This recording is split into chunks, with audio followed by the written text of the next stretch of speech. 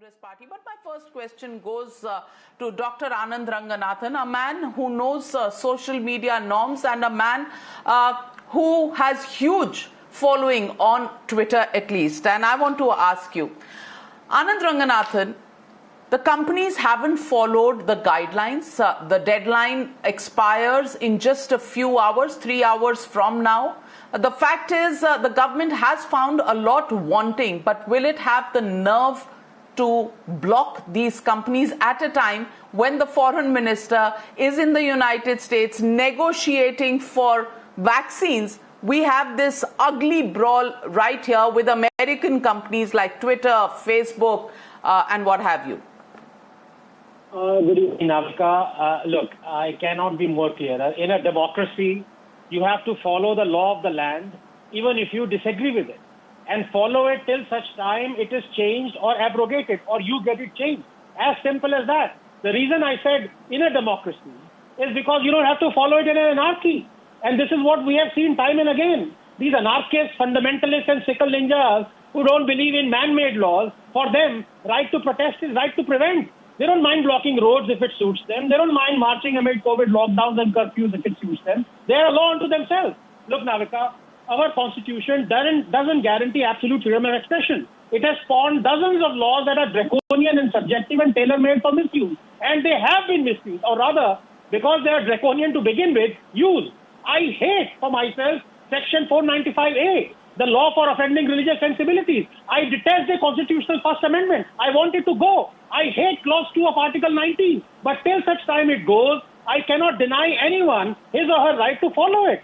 Democracy is respecting a democratically passed law even if you detest it. And all these leftists and dynasty slaves who claim to stand for freedom of expression, they were demanding the arrest of Kamlesh Tiwari under the same 498 and wanted him hanged. Now for the second point. Many are now calling India a banana republic, saying Modi is a fascist because of this. Well, did Modi go back in time and bring the First Amendment? Did he bring the Section 495A, 498A? Did he draft the sedition law? Did he sanction Clause 2 of Article 19.1? At worst, you can accuse him like I do of perpetuating a banana republic by continuing to have such draconian laws and amendments. Because the truth is, Navika, if India is a banana republic, then it has been one since it became a republic. But feeding on crumbs dynasty slaves will not say this. Because then you have to admit that it was your favorite Chachaji who is responsible for ushering and maintaining draconian fascistic laws and amendments and press objectionable acts and jailing editors, singers, poets, banning films and books and dismissing elected governments. That's why I call these shorty-faced children of Goebbels. Because it was Goebbels who said the first rule of propaganda is to accuse the other of what you're guilty of. They whitewash their own crimes with the help of their media lapdogs and stooges. They whitewash religious fundamentalism and fanaticism if the religion is not Hinduism. They whitewash application of draconian laws when it suits them. They say we speak truth to power, we speak truth to power. But the reality is they speak truth to Modi. Not to those in power who were or are and are from Congress or the left. बंद करो अपना ये धंधा और उठाओ अपनी टोकरी और निकलो पतली गली से खंबा बचा के. I'm fed up.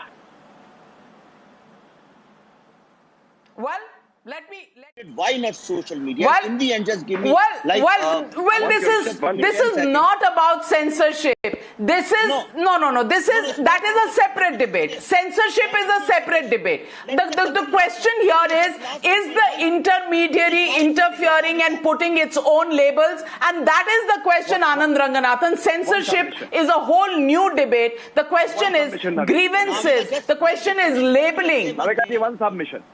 Yes, Navika, as I said, please. Now, sir, I've got a chance after a long time. Please just give me a couple of minutes, please. Thank you so much.